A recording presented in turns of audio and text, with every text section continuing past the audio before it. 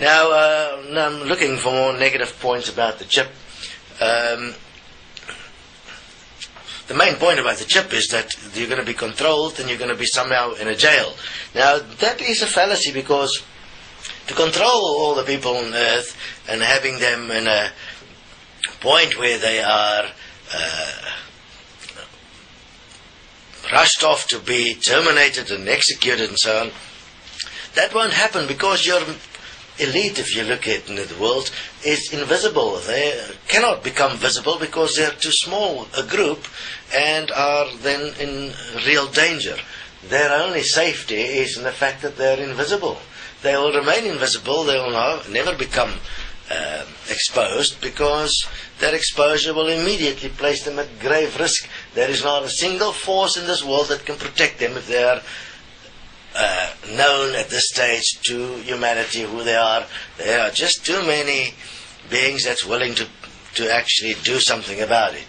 So the elite will remain invisible. Their control at this stage is actually using all the gullible conspiracy theorists and the fearful multitude to spread rumors as fast as possible, and keeping themselves in a mental jail based just on rumors, on conjecture, so that they can be special in being the one that expose a great conspiracy against humanity. There is no such conspiracy. The conspiracy is fueled to the benefit of the few by the many, because the many is unable to sit down and actually agree on what is best for all at a single point. Which it is best for all is a minimum wage from birth to life for every human being. That automatically serves the purpose of making sure that each one has got food, shelter and education. Those basic points taken care of will place each person in a position to actually consider living differently. That will remove a lot of the tension and stress that cause violence in society. It removes many of the disease-formed points, and a microchip will actually allow an equal health system, because according to the tracking of your behavior through a system, you'll be in a position where you can defend your actions because you have proof of what you've done, and nobody will be able to falsely accuse you of anything because your movements will be known. And having all your movements known, the only humans that will not want their movements known to everyone else is those that are deliberately dishonest. I mean, what is the point of hiding what you're doing? And in an equal wage system, where you have a labor system for your point of benefit of the luxuries, I mean, you have all the power in your hands, and what you do with your life and how you live your life. If you then want to pursue happiness and from the perspective of not using labor, you can still do so. There will be groups that can do so. I mean, you have your food, you have your shelter, and you can have some fun. Not all things will cost money or credits or labor. Some things are just fun. Now, I'm still looking for some more negative points on the microchip here. It seems to be control is the main issue, and the fear that's linked to control, and all the issues around the microchip is simply control. There is no other point.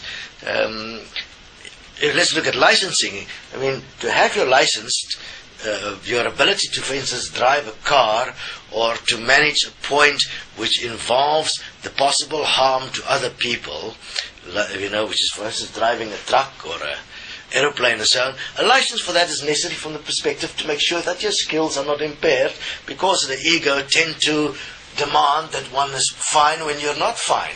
To have any erratic behavior recognized by the system, to immediately have appropriate help given to a person that is developing a disorder that may harm others through a motor car accident, will be to the benefit of all. I mean, so the control of those kind of points is absolutely relevant, because the only thing that will stand in the way is ego. There is nothing else that can stand in the way of that. Obviously, with an equal wage system, and where the decision is made that all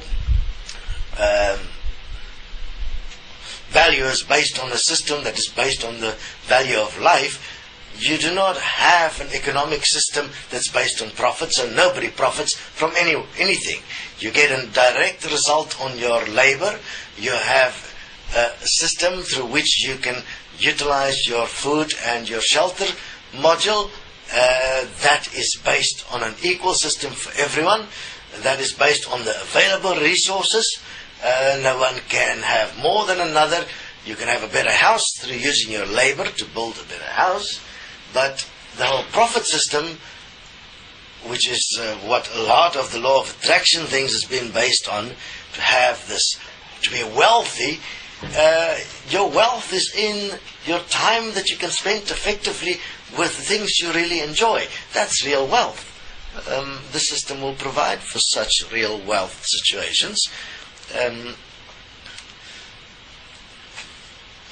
In terms of your basic services, that will be provided by a labor system. Obviously, we will go into detail of how these things work in detail. We have already been looking at testing out all the various options that is available to test out if this system will work. It is so far standing the test of time, which is the ultimate point for any system. Will it stand the test of time? And it's standing the test of time, while our current money system, our profit, our capitalist system, our communist systems as it used to be, all of the systems, none of them has actually stood the test of time. Now you're going to have some smart asses that will actually try and categorize what we're doing. Why don't you just stop and consider? We're looking for an answer that's best for all. If you do not see that, and you do not want to see that, consider your particular position of self-honesty, whether you're actually interested in any point that is best for all, which includes you, obviously. I mean, then best for all solution includes everyone. Obviously, your desires, which was based on a time when one was programmed to actually want more than another, the time of competition, will no longer be valid. Competition will be an expression. If one wants to go and do sport or athletics and so on, that becomes an expression according to your skill. It's no longer one where you'll gain profit from your expertise or the way you look. All of those things are really only used to bamboozle the multitude into all kinds of hopes and desires of some greatness, which is in the end of the day based on success and money, on wealth, which is ludicrous in a system that does not have sufficient for all in the first place as a money system, because there isn't sufficient, as it has been demonstrated many times through the ways our markets is going up and down. There is a problem, and this problem is not going to be resolved. We also do not want to wait till we have multitudes looting shops, destroying the basic infrastructure because they are hungry, and then at the end of the day still having to capitulate to a point where you have to introduce an equal wage system, and you have to consider, because your life is threatened by those that has no food, you have to consider a system which is based on the value of life, where it's no different to what we have now, where it is based on the value of your debt, where we have to create money through debt. We can just as well create money through making it equal to the value of life, which then at least is an equal system, because there's sufficient money according to the amount of living beings on the planet. And according to that, one can plan your labor points in producing food and related items, and there will be sufficient people that actually do care.